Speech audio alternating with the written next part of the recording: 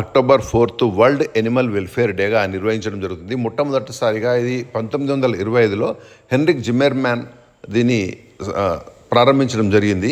ప్రపంచవ్యాప్తంగా జంతువుల సంక్షేమం, జంతువుల హక్కులు, అంతరించిపోతున్న జంతువులను పరిరక్షించడము, వీటిపై ప్రచారణ తేవాలి అనే ఒక అవగాహన తేవాలి అనే ఒక ఉద్దేశంతో ఈ యొక్క వరల్డ్ ఎనిమల్ డే అనేది నిర్వహించడం జరుగుతుంది. ప్రపంచంలో అన్ని జీవులు కూడా చక్కగా ఉండాలి, చల్లగా ఉండాలి అనేది ఈ యొక్క ముఖ్య ఉద్దేశము.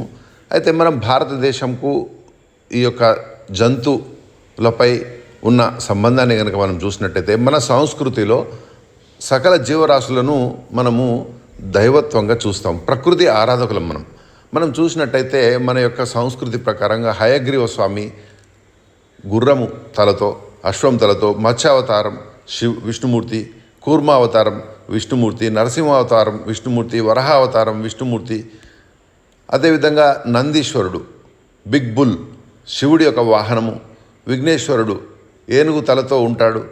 అదేవిధంగా మనం వాహనాలు కనుక చూసినట్టయితే విష్ణుమూర్తి వాహనం గరుడ వాహనము, శివుడి వాహనము నంది, అండ్ దుర్గాదేవి వాహనము సింహము, సరస్వతి వాహనము హంస, అదేవిధంగా ఇంద్రదేవుని వాహనము ఐరావతము ఎలిఫెంట్, శనిదేవుని వాహనము కాకి, యమదేవుని వాహనము దున్నపోతు బఫెల్లో, అండ్ లక్ష్మీదేవి వాహనము గుడ్లగూబ, అదేవిధంగా విఘ్నేశ్వరుని వాహనము ఎలుక. ఈ విధంగా మనము హనుమంతుడు వానరుడు, ఈ విధంగా మనము ఈ యొక్క ప్రకృతిలో ప్రతి జీవిలో దైవత్వాన్ని చూసే సంస్కృతి, గొప్ప సంస్కృతి మనది. వాటిని ఆరాధిస్తాము, దేనికి కీడు తలపెట్టము. సో అది మన లోపల ఒక అంతర్భాగమై ఉంది, అవినాభావన సంబంధం కలిగి ఉంది. అదే మన భారతదేశ గొప్పతనం.